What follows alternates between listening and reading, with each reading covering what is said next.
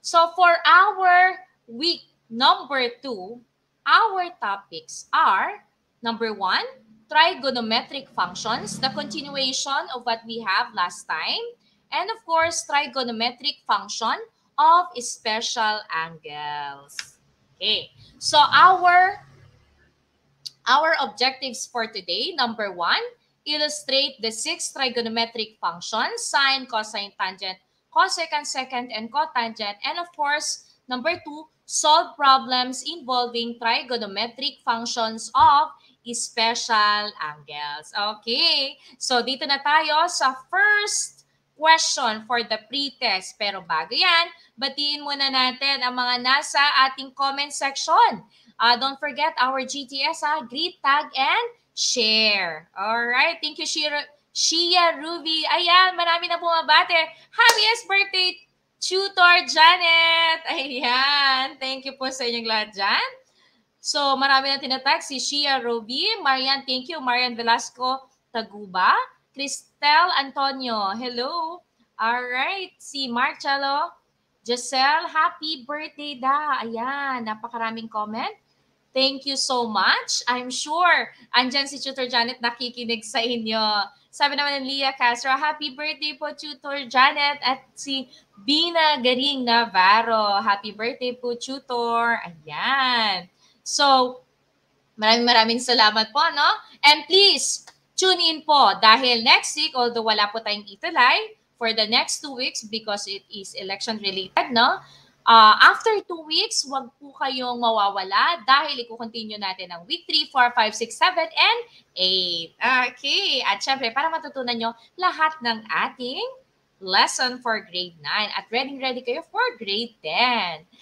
Okay, actually may mga sumasagot na sa habang tayo ay bumabate na pag-isipan na nila kung ano nga ba yung sagot. This is pre-test. Tignan natin kung natutunan nyo na ba ito.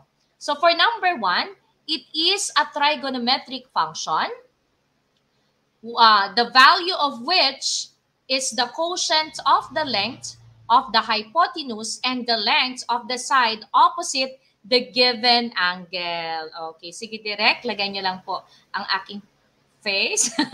Thank you, direct. So for letter A, cosecant, letter B, cotangent, letter C, secant, or letter D, tangent. Okay, marami nang sumagot ng letter A. Sino ang ating fastest, merong fastest finger? So we have here Rialyn Ilarde, ang sabi niya letter A. Sabi naman ni Princess Elijah, it's letter A. At pangatlo naman si Hannah Jane Garma, it's letter A. Okay, don't forget ang ating mnemonic dyan, Choshakaw. No? Choshakaw wherein cosecant of theta is equal to hypotenuse over opposite. So the correct answer is letter A. Wow, ang gagaling naman ng ating mga Matherific 9 tuties. Next, for number 2.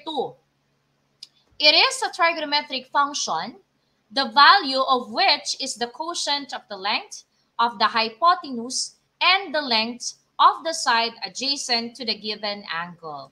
So it is the ratio of the hypotenuse and adjacent side. Okay, so let me check.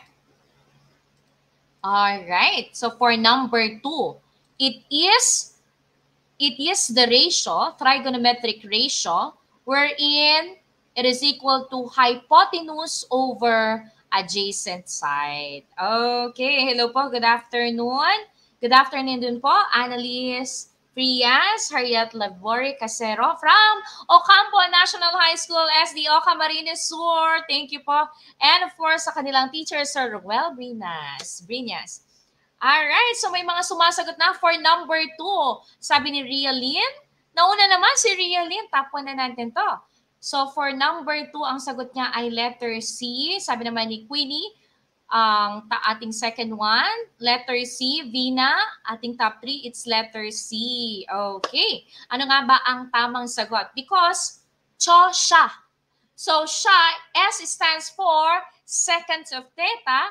Then, ibig sabihin, secant theta, secant of the angle, is equal to hypotenuse over adjacent. And the correct answer is Letter C. Good job. Alright. Number 3. Tingnan natin kung meron na kayong knowledge in here. It is a trigonometric function, the value of which is the quotient. Ayun, the quotient naman of the side adjacent to and the length of the side opposite to the given angle. So, adjacent side over opposite side. Okay, it is a trigonometric function. What is that? Cosecant, cotangent, secant, or tangent?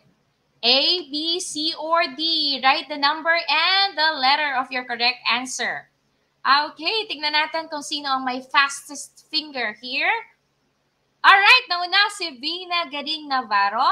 Ang sagot niya ay letter B, cotangent. Sumunod naman si Acel Cabasag, it's letter B. Correct. Ayan, nasabi ko na tuloy. And of course, top 3 natin, si Princess Elijah Buensuceso Conchas. Very good. So I hope nanonood ang inyong mga math teachers at bigyan kayo ng plus points. Alright. Tignan nga natin, napakarami pang sumasagot ng cotangent. Okay, so remember, ang ating mga trigonometric functions, we have sine, cosine, tangent, cosecant, secant, and cotangent. Okay, and of course, the answers, no? The ratio are what we call, for example, adjacent side over opposite side. Ang tawag naman doon ay trigonometric ratios. Alright?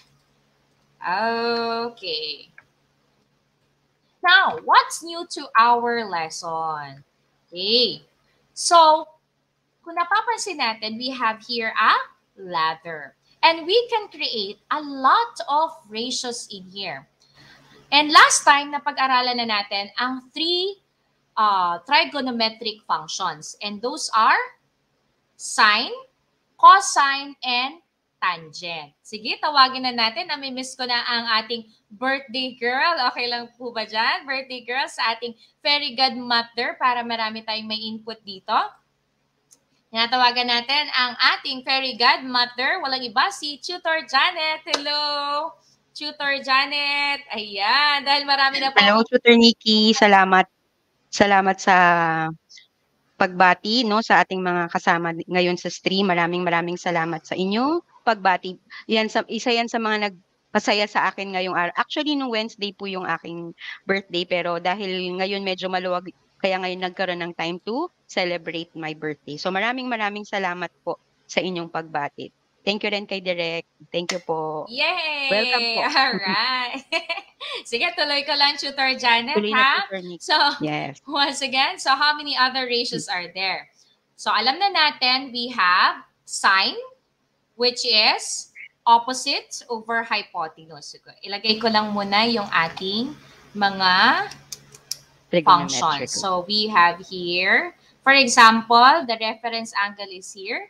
So, we have here the opposite, okay, adjacent, and because this side is perpendicular to the adjacent side, so we know this is 90 degrees.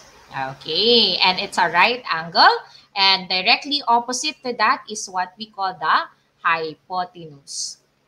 Okay, so di ba, Tutor Janet, we already have the 3 functions last time, and that is sine theta, cosine of theta, and then tangent of theta, wherein this is opposite over hypotenuse, adjacent over hypotenuse, and TOA, opposite over adjacent. Okay. Ang question natin, no, Tutor Janet, meron pa kayang ibang pwede nating gawin as trigonometric ratios? Meron pa kaya tayong pwedeng gawing ratios in here?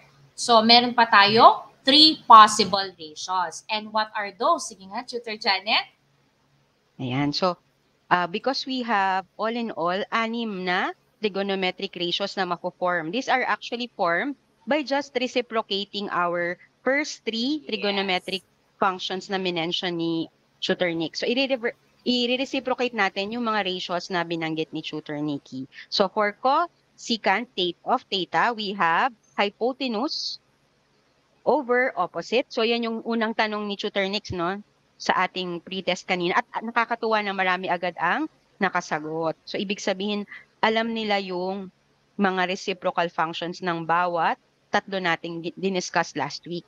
So for second theta, yung sinulat ngayon ni Tutor Nix, it's just the reciprocal of cosine. So it means second of theta is just hypotenuse over adjacent. Ayan. And of course, Tutor Nix, ang ating huli ay tangent. So ang co-function niya at the same time, reciprocal niya is cotangent. So cotangent of theta is equal to, ang nasa numerator, adjacent over opposite naman siya. Ayan. So that's why we have 6 trigonometric ratios na inaaral natin ngayon. Diba, Tutor Nix? Ayan, medyo maingay ata yung aking Yes. background. Okay naman yung background ko, Tutor Nix? Maingay ba? Yes. Opo. Okay naman, Tutor Janet. Alright. So, remember, cosecant, secant, and cotangent of a theta. Now, what if our reference angle is angle A? So, remember ha, we usually represent it with a capital letter. Okay? So, cosecant A is equal to hypotenuse over opposite. Now, Okay. let's try to find the exact trigonometric ratio using this one. Okay? So, we have here our reference angle. This is the theta. Okay, so remember, just like what Tutor Janet discussed a while ago, reciprocals of the first 3 trigonometric functions are cosecant, secant, and cotangent. Okay? Yan. So, if this is the reference angle, ang ating hypotenuse ay, of course, opposite siya ng ating 90 degrees. So, this is our hypotenuse. Ang ating adjacent side, pwede po kayong sumagot sa ating comment section. Ang ating adjacent side ay next to the angle. So, that is 8. Ito ang ating adjacent side. And of course, ang ating opposite side ay opposite of the angle. Angle A. Right? Now, can we solve it? Yes. So, kayang-kaya nila, no? Tutor Janet, pwede po kayong makisabay. Cosecant of angle A is hypotenuse 10 over opposite, which is 6. And don't forget the lowest term. So it must be in simplest form. 10 over 6, 10 sixths, or 5 over 3. Okay, may sumasagot ba, Tutor Janet? Pasensya na po, hindi ko nakikita. Naka-share ako ng buong screen. Alright. So, for secant A, hypotenuse over adjacent. So, our hypotenuse is 10. Over adjacent is 8. The lowest term is 5/4. Okay, so tignan muna natin kung nakakasagot ba ang ating mga Math-Terrific 9 learners. Alright. Good job. Nga po natin. Okay, and of course, cotangent A, adjacent over opposite. We have, ayan, thank you. So, adjacent over opposite, our adjacent side is 8. Our opposite side is 6. 8 6, and the lowest term is 4/3. Okay? So, we can say ang ating trigonometric ratios, 5/3, 5/4, and 4/3. Okay? Now, let's consider the triangle BCA below. Let's find the values of sine, cosine, and tangent of angle A. And then, use those to get the values of secant, cosecant, and cotangent of the same angle. So, for example, naibigay ko na po sa inyo ang sine A, cosine A, and tangent A. Gamitin natin itong 3 trigonometric functions to get the cosecant A. Okay, ilagay nga sa ating comment section ang ating 3 more trigonometric functions. Cosecant A, secant of A, and tangent of A. Right. And remember, ang ating three trigonometric functions are reciprocal, no, of the corresponding sine, cosine, and tangent. Cosecant is reciprocal of sine. So we can say 7 over 25. Let's just get the reciprocal. That is 25 over 7. Without using the cho o ko shakaw o cho shakaw, this is 25 over 7. Next, for our secant A, right? Because secant is reciprocal to cosine, 24 over 25. Let's just get the reciprocal. Then the answer will be 25 over 24. Ayan, meron bang sumasagot? Okay, so 25 over 24. Good job sa ating mga Math Terrific 9 learners. And of course, tangent A. Sandali, baguhin ko lang to. Cotangent A. Alright. So we have cotangent A. Ayan na yata si Tutor Janet. Hello, Tutor Janet. Hello po, ayan. Pasensya na, medyo nagkaroon ng technical glitch. Ayan, medyo bumagal yung network na kinonektan ko kanina, Tutor Nix. Pero I'm glad I'm back. So ayan, nakita ko naman na, sige lang, tuloy mo lang, Tutor Nix. Doon ako sa next mag-input. Alright. So for the cotangent A, as you can see, it is the reciprocal of tangent A.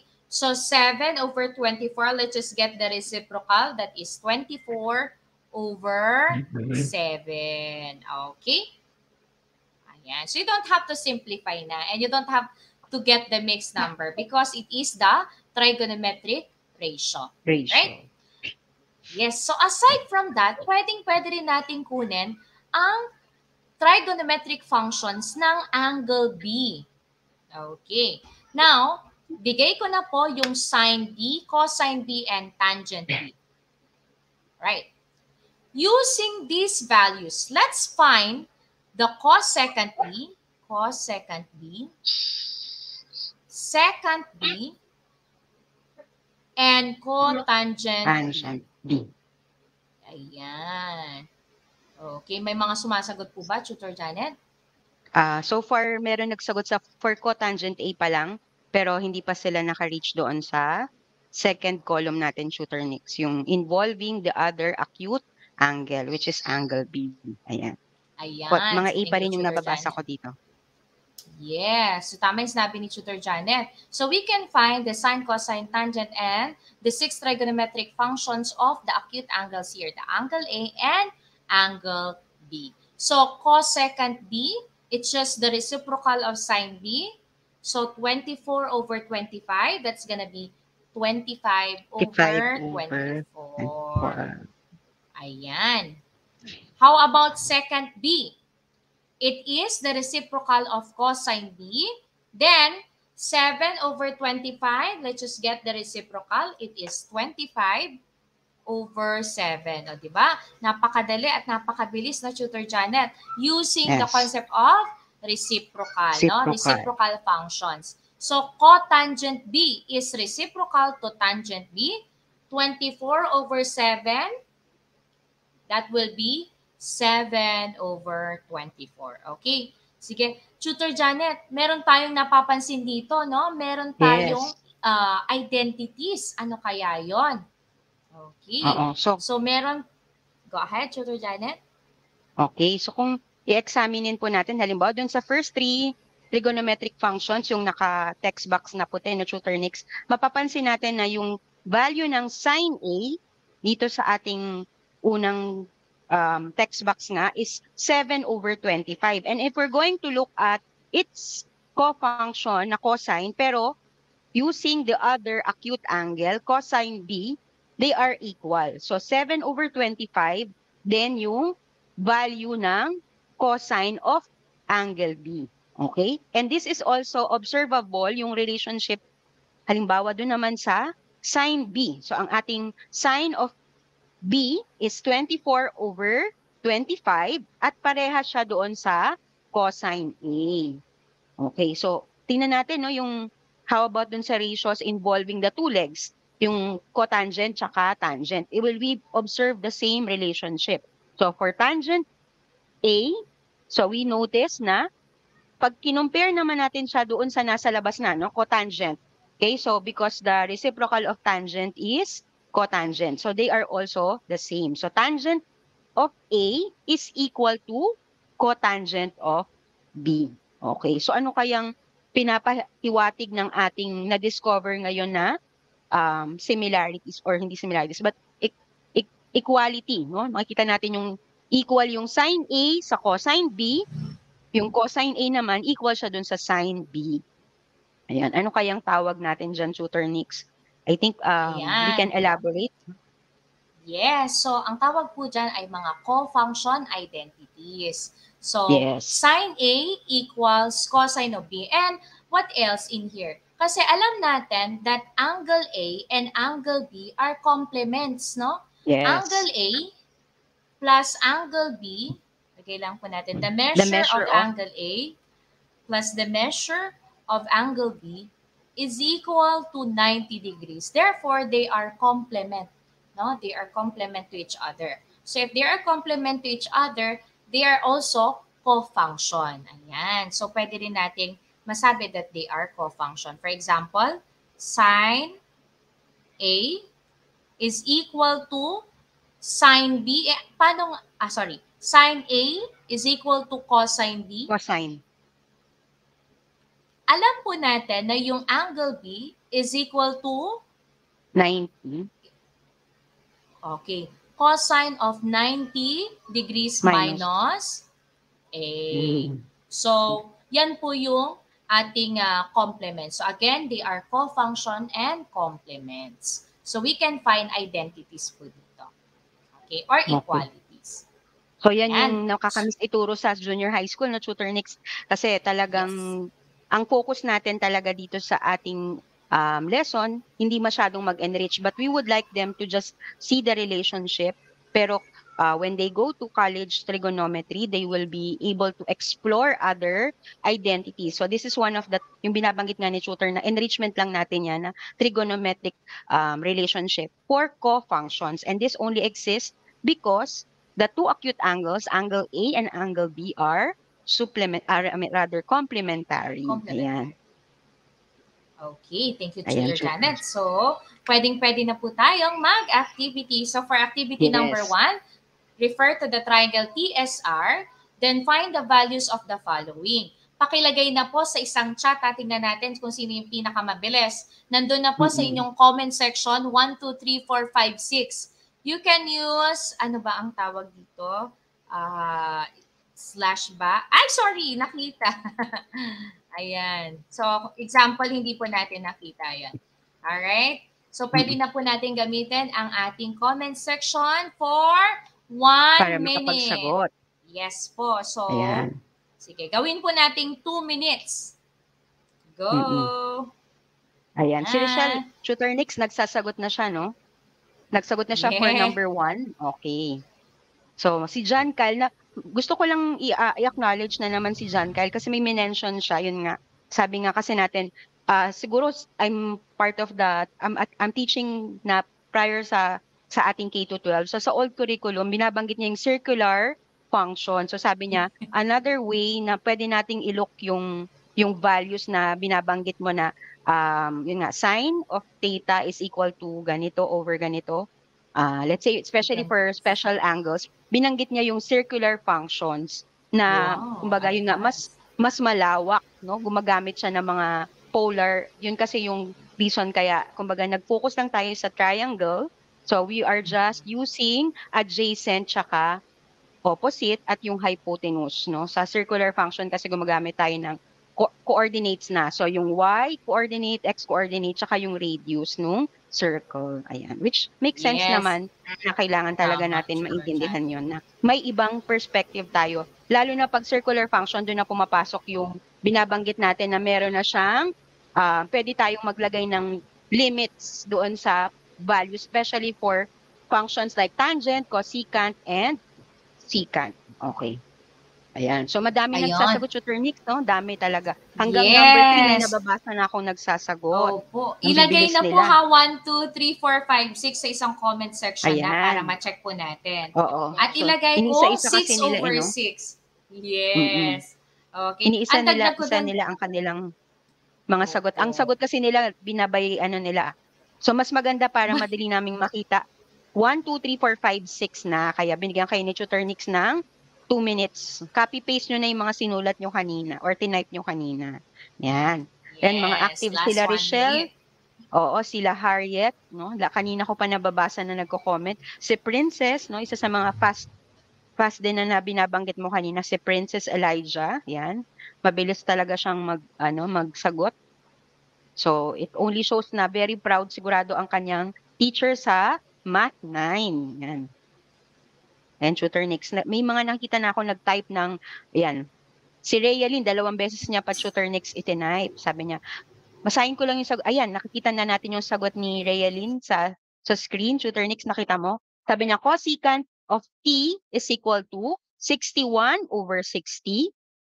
Samantalang ang secant daw of t is 61 over 11. Okay, so inuna niya kasi yun. No? Cotangent of t is equal to 11 over 60. Okay, so which is adjacent over opposite. Tapos yung cosecant r, binigay niya rin. Okay, yan. Okay, sige. Bigay na natin, Tutor Janet. So, for number 1, that is 61. Check po na. Check nyo po ha, on your own. 61 over 60. Alright. So, hindi na po namin i-discuss. Please double check na lang po and check your own. Number 2, it is 61 over 11. For number 3, it is 11 over 60. Number 4, 61 over 11.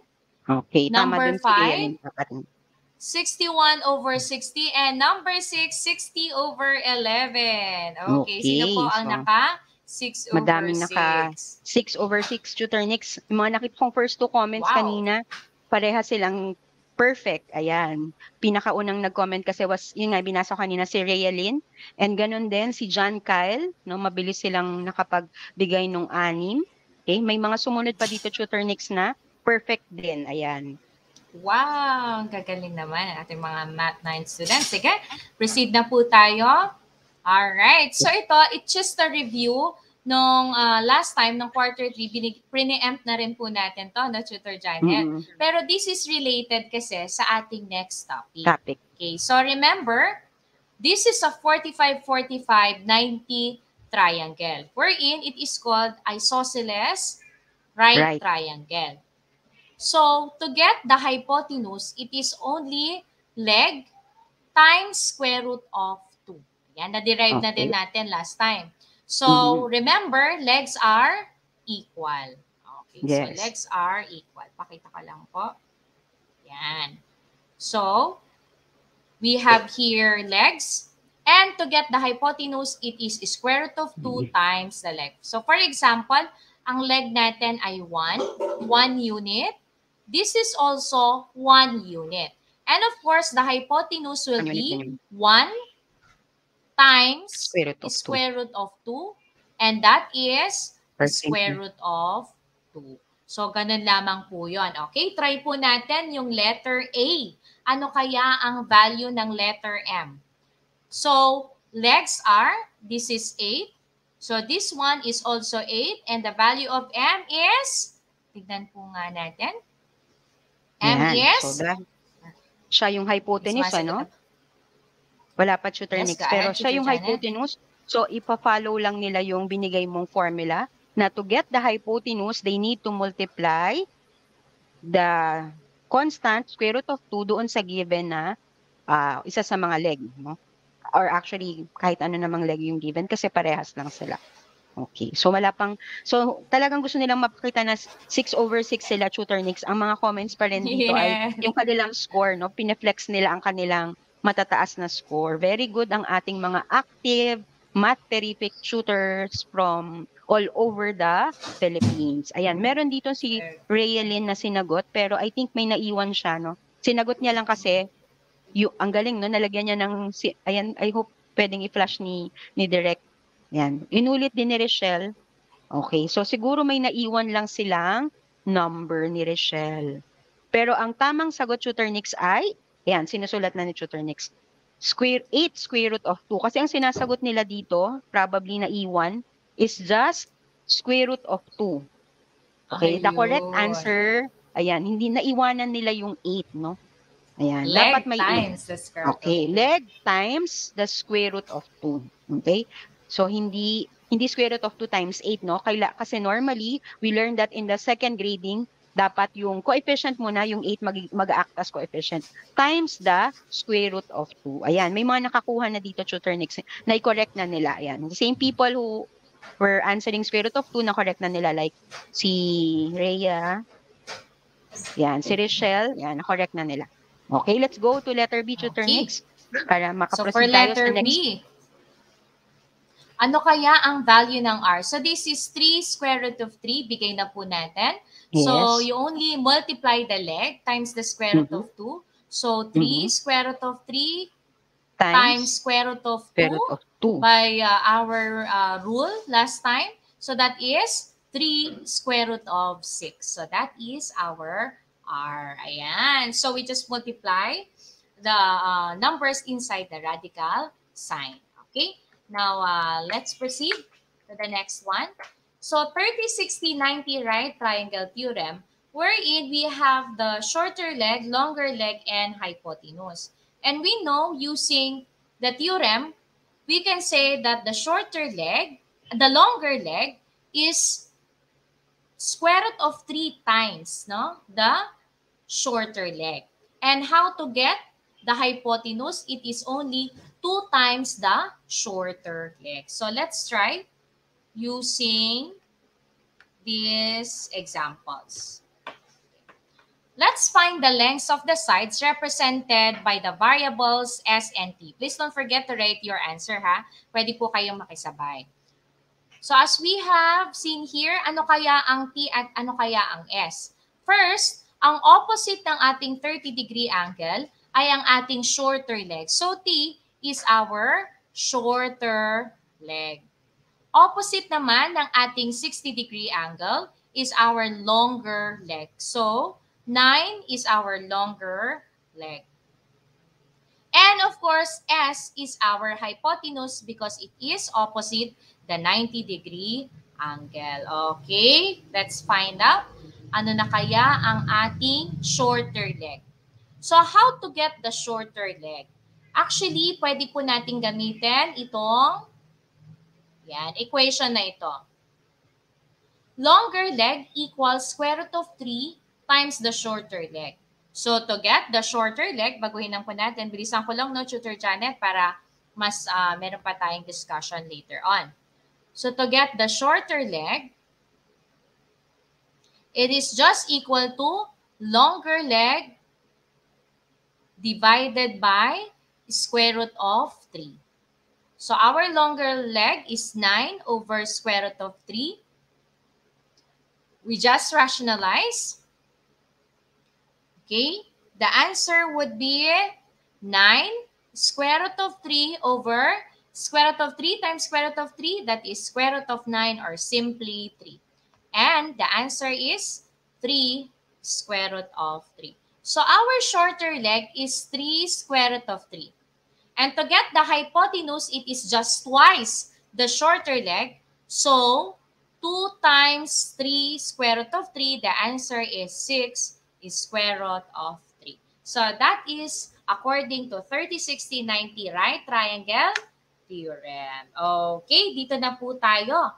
Now let's try to derive the exact values of special angles. And one of the special angles is 60 degrees. Okay? Tutor Janet?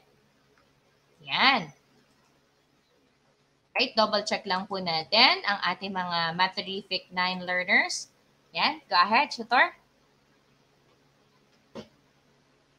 Okay, Tutor, hindi po kayo naririnig. Okay, yan, nakamute pala ako, Tutor Nix. Sorry. So ayan, as what is shown doon din, may connection din siya dun sa diniscuss ni Tutor Nix, pero focusing on our longer leg this time, no? Longer leg, para ma-derive natin yung longer leg, given na since the shorter leg is just half of the hypotenuse. Okay, so yun, shorter leg with the hypotenuse as long as, at ganito po yung ating triangle. Yung nakita nyo sa slide ni Tutor Nikki na 30, 60, right triangle. So when it is a 30-60 right triangle, fix na po yun na ang shorter leg, which is in this case, the one na nag-act as base nung isang right triangle. So it's A over 2. No, paano natin i-derive yung longer leg? So pwede natin gamitan ng Pythagorean theorem, no? That's one way, Tutor Nix, no? Pero, Yes. okay, what else could we do? No? Pwede nating sabihin na it is just square root of 3 noong given, no? Based doon sa discussion nga ni Tutor Nikki. So therefore, the longer leg in this case is A over 2 times square root of 3, or simply A times square root of 3 all over 2. Ayan. So, pwede nating sabihin A square root of 3 over 2. Ayan. Okay. So, yan po yung ating mga derivation. Okay, kaya so lang, thank you. kaya pinapakita dito, Tutor Nix, no? Kasi sinabi natin yun kanina, dapat yung coefficient ang nauuna. So, the most appropriate way pala is yung nakita nila ngayon sa screen. No? Kailangan pala nating sulat siya as square root of 3 times A over 2. Although they mean the same naman, kaya lang yung baga kung paano natin isusulat, the final answer is square root of 3A over 2. Yan. So, meron pa ba ikaw pwedeng madagdag, Tutor Nix, dyan? Yeah. Okay, thank you, Tutor Janet. So, how to get the exact values naman? So, mag-derive lang po kami ng isa. For example, our special angles, alam po natin 30 degrees, 30 degrees, special angle yan. 60 degrees and 45 degrees. So, let's just give you yung 30 degrees kasi wala na rin pong time. So, theta is equal to 30 degrees. Now, let's try to find the sine of 30, cosine of 30, and tangent of 30 degrees. Okay. So, using the concept, no, ng ating na-discuss a while ago, sine 30 is opposite. So, ang ating opposite side ngayon ay yung A over 2. And then, opposite over hypotenuse. So, ang ating hypotenuse ay A. Alright, so A over 2 over A. So, that's gonna be A over 2 times 1 over A. Maka-cancel. So, we know, meron pala siyang exact value. Kaya pala siya special. Wow, special. Yes, that is 1/2. Okay na. Yes. And cosine 30 degrees, adjacent, ang ating adjacent side ay ito po. So, square root of 3 over 2A. Okay? Alright. Times, o pwede namang divided by. Dito na. Okay, lagay ko na lang po dito para hindi rin sila manito, no, Tutor Janet? Right. Square root of 3A over 2. Adjacent over hypotenuse, which is A. So, ganun pa din, no, Tutor Janet? Square root of 3A. Madi-divide out pa rin yung A, no? Yes. So, 1 over A. We will have square root of 3 over 2. And, of course, tangent 30 degrees. So, we have opposite, which is A over 2, all over adjacent, square root of 3A over 2. So, that is A over 2. Yes, tama, Tutor Janet. Okay, get the reciprocal lang po nito. 2 over square root of 3A. Maka-cancel po ito. And, of course, ito rin po. Yan. So, we have 1 over square root of 3. Tama ba, Tutor Janet? Or, when we simplify, rationalize po natin, square root of 3, ayan, nawawala yung that, times square root of 3, the answer will be square root of 3 over 3. Yan. So, nabigay naman, just in time, Tutor Nix, no, let me just acknowledge the first one to write that pagkasulat mo, si Princess Elijah, sabi niya, tangent 30 is equal to square root of 3/3. Ganon din si Vina, no? Isa sa mga active talaga natin, whether online or offline this quarter. Ayan. So, lahat na sila nagbibigay ng mga tamang sagot. Very good ang ating Wow. mga cuties. Yan. So, binigyan lamang namin kayo ng hint, alright, or tip kung paano kunin yung mga Mag-derive. special angles or yes, the exact values. Okay? So, pwede na po namin ibigay yung exact values for 30 degrees and 60 degrees. Screenshotan po natin. Yan. And of course, don't forget, no, Tutor Janet, kunin lang po natin yung ating cosecant 30, secant 30, cotangent 30 using the reciprocal of sine, cosine, and tangent. Ayan. So, siguro Tutor Janet, itong 45, 45, 90, i-continue na lang po natin next meeting for the special angle. Ipapakita namin sa inyo kung paano yan na-derive. And of course, paano na-derive din ang ating mga exact values of the special angle 45 degrees. Okay? So, meron pa bang time, Tutor Janet? Right, double check ko lang po. Yan. Hello, Tutor Janet? Ready for pwede siguro? Tatlong question lang ba yan? Tatlong question lang ba yung binigay, Tutor Nix? Actually, 6, pero pwede yung 3, 6 questions no? ata yan, ano? Yes. Tatlo na lang. Siguro 3 lang? Alright. Okay. Sige. Go ahead, Tutor.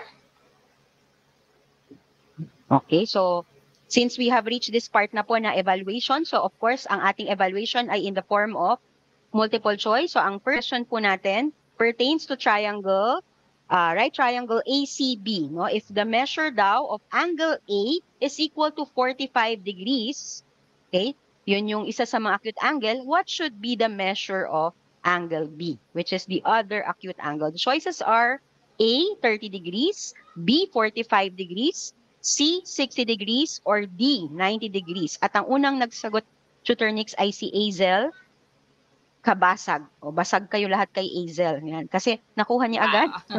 Letter, sorry, umiiral yung pagka, hindi millennial na teacher, nang babasag. Okay, letter B is her answer and she is correct. Ayan, very good. Ayan, so, pati rin si Shia, ayan, piniflash ni Direct. Ayan, madami talaga silang active na nagsasagot, Tutor. Nakakatuwa. For number 2, Tutor, ikaw po. Okay, for number 2, what is the length of the side CB or our side A, small a? Okay, is it A, 8 square root of 2, B, 8, C, 4 square root of 2, or letter D, 4? Okay, so nabigay din po natin yan. Alright. So, same right triangle. Yes, opo.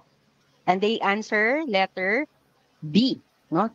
Talaga namang na-analyze nilang mabuti yung relationship ng mga legs, no? Kapag ganito yung ating figure. Ayan. Okay. So, very good ang ating mga nagsagot ng letter B. Napakarami nila, Tutor Mix. Number 3. Ngayon, syempre, tapos tayo doon sa mga legs. So, tingnan natin, what is the length of the diagonal here? The diagonal side?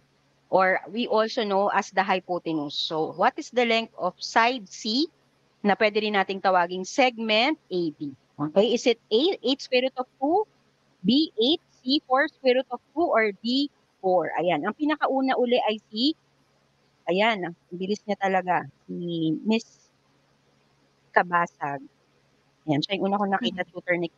Tumunod si Richelle, si Realyn, okay. So, they all answered, the 3 of them, they all answered letter A. So, very good sila. Ayan. So, ibig sabihin sila yung mga naka-perfect ng first 3 natin na question. Ayan.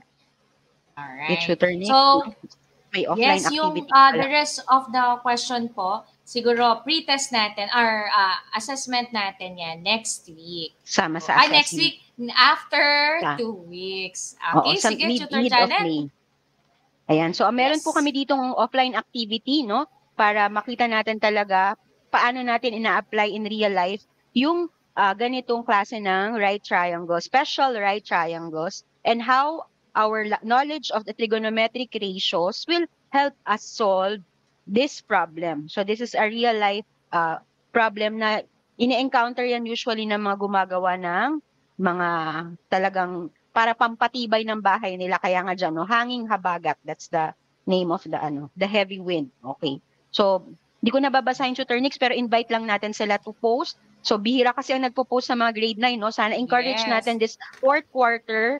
Kung alam nyo po yung sagot, this is one of the most challenging perhaps ngayong fourth quarter na ipopost natin na problem. So, please feel free to share your answer. Kahit yan, halimbawa, A lang yung alam nyo sagot, post your answer, or kung both, kung excellent talaga kayo, you can post A and B, very good. So, well done yun. Kapag na-post nyo both A and B. Ayan, tutor Nix. So, Okay. siguro, So,